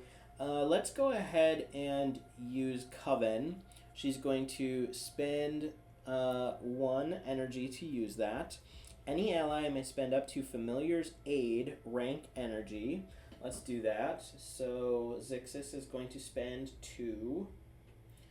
He goes down to 5 energy remaining. Reduce the damage of an opponent's attack equal to half Coven rank plus 1 for each ally who spent energy. So half Coven rank is 1 plus 1 ally who spent energy is 2. So we are reducing the action of Velestriel by 2. Each ally gains a boost to their action rank next round equal to the energy that ally spent. So next round, Zixis is going to gain a plus 2 bonus. Now we get to do the witch's favorite opponent damage. We'll start with health, which is 3 damage. And we will go with energy, which is 2 times 2 is 4. And heal for 1. So we will heal Belitrax for 1. All right, let's see what Velestriel does this turn, this round. We have a Hex, triple unyielding 6 corrosive health, and Velestriel heals 8 health. Now, his movements are fluid. Now, this is a triple unyielding. That means our heroes could take multiple hits. This could actually kill our heroes. We're reducing each of his variable effects by 2, so the corrosive health will drop down to 4 corrosive health at least. And then he heals 6 health. So we're going to take that 9, reduce it by 6 for his heal. He is now suffering 12 favorite opponent damage and 3 damage from our heroes. That's enough to bypass his 14 health. He will die this round. So let's see if we can survive his attack. We are going to roll our target dice. Let's get some dice out of the way. We're going to roll our target dice one at a time here. So all 3 of these dice are for our Warlock, and we're going to compare them against all 3 of these dice for our Witch. So the Witch takes the blue, 8 versus 4. Witch has 1. The Witch has the green as well, 5. And the Warlock has the third one here. So the Warlock, let's do him first. He's going to suffer 1 attack for 4 corrosive health. That cannot be healed. So 4 corrosive health, he is going to go down to from 11 down to 7. Now he has a heal coming in of 3, but that is corrosive damage that he cannot heal. Corrosive is a keyword. You just can't heal that damage. So he is going to drop down to 7 health. That heal goes away. And now we have 2 attacks at 4 damage each, targeting Belitrax. Belitrax has 8 health left, and he healed 1 health. But because this is corrosive damage, that heal is negated. We don't get the heal. He goes down to 0 health. Our red dragon is dead. Or is he? We have the crow. Let's take a look at what the crow says here. The first time you die each game turn, roll a stat test against death ties. If the result is a success, raise death ties rank, health, and energy. If the result is a critical success, double the vital amount raised. At rank 7, no, he's not rank 7, so we don't gain that yet. All right, so we are going to roll a stat test against the crow's death ties ability. All right, we need a 5 or lower. And it's a 2. Our crow has kept Belitrax from dying. He gains raise of 5, plus the 1 is 6. And actually, the heal isn't considered to be, actually, let's see, it would have been 8. No, that's not going to keep him alive, because a raise is health. He would have needed his rank to be a little bit higher in order for that to have worked. All right, so in that case, our Belitrax has died. Because Death Ties is raising his health, the corrosive damage of this attack is 2 attacks at 4 health each. That's 8 health that cannot be healed. So even with the 5 plus the 1, that's only 6. We're out of luck. Belitrax has died.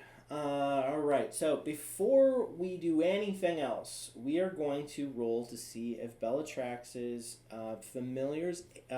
Belitrax's keepsake activates. Now, this is a D10 against the defend value plus the number of defend gear upgrades. If you'll remember, we had a few options of placing gear upgrades on his defend value, and we did not end up placing them there. So he only has a 2 in 10 chance of having his keepsake activate. Oh my gosh, and it is a 2. We rolled a 2. So his keepsake activates. Let's take a look at this. So now we are going to flip over Belitrax's keepsake, and we find that this is a keepsake that is tied to an assist and utility. It is from the core box, and it says intervention and minor possession. So up to once per game turn outside of combat, or up to once per round during the resolution phase of combat, an ally may re-roll a failed stat test with a -2 bonus to the roll. The bonus is cumulative and gains a -2 for each additional skill rank spent. If you were an assist in life, then you get something extra. His second ability is minor possession. You may use an item in an ally's backpack on a target of your choice. In combat, this may be used up to once per round during the declaration phase. And then if you were in a utility in life, you gain something extra.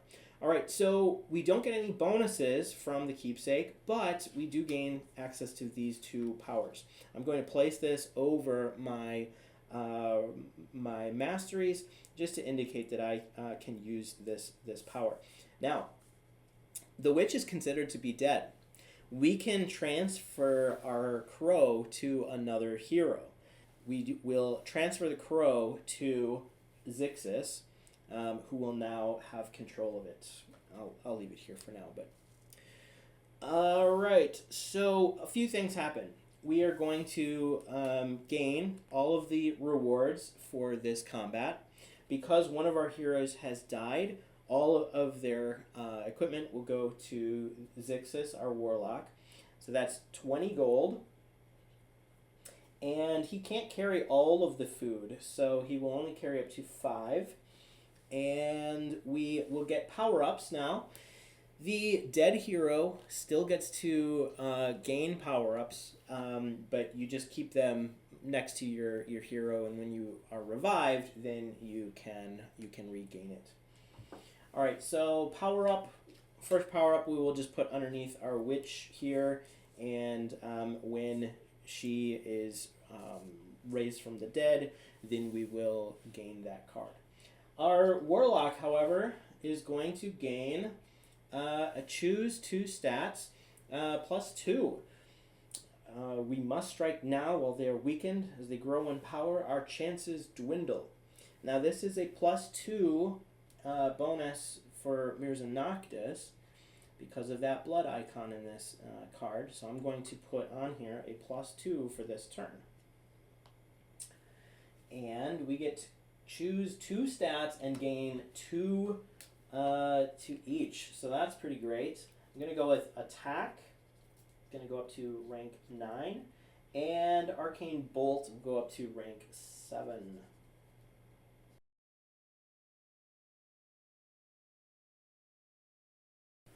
Okay, and we are done facing Velestriel the Angel.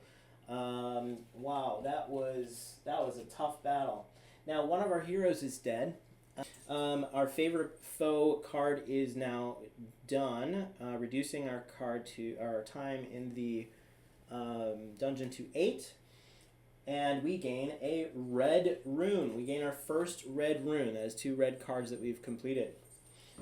Place that here. And we now have 1 of each of the 3 types and 2 diamonds. We'll take our runestone off the board, and then we will go ahead and place another dungeon tile here.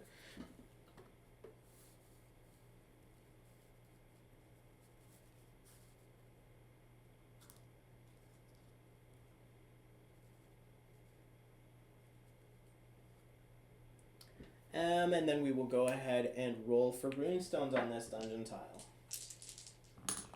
We have 9, which could be brought down to a 7, a 3, and a 2. So the 2 first could be moved to a hex if we wanted to.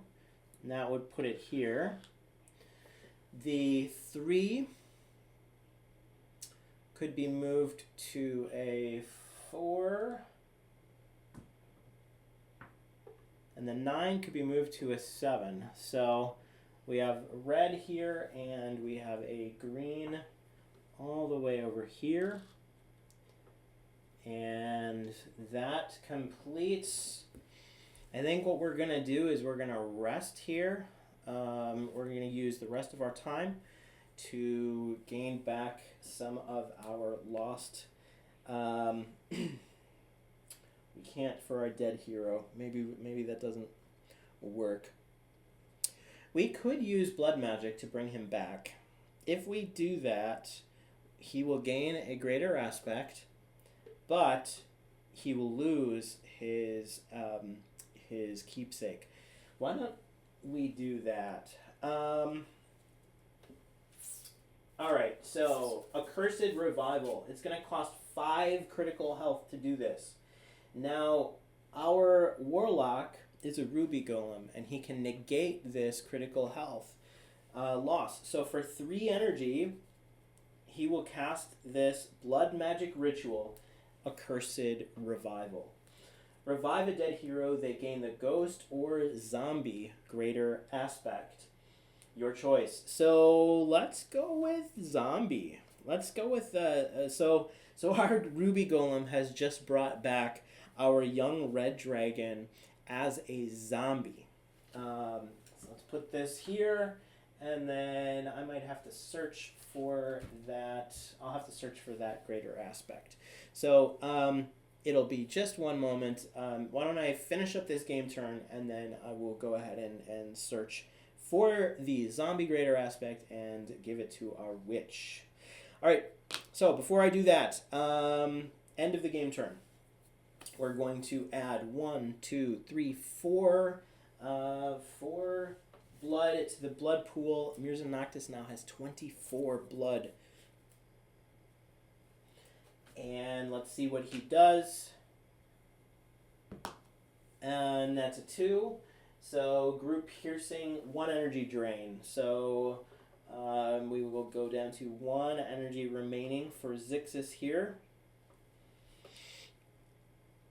Now, when you die, you lose all critical wounds that you would have had. So Belitrax is going to have 0 critical wounds when he is brought back as a zombie.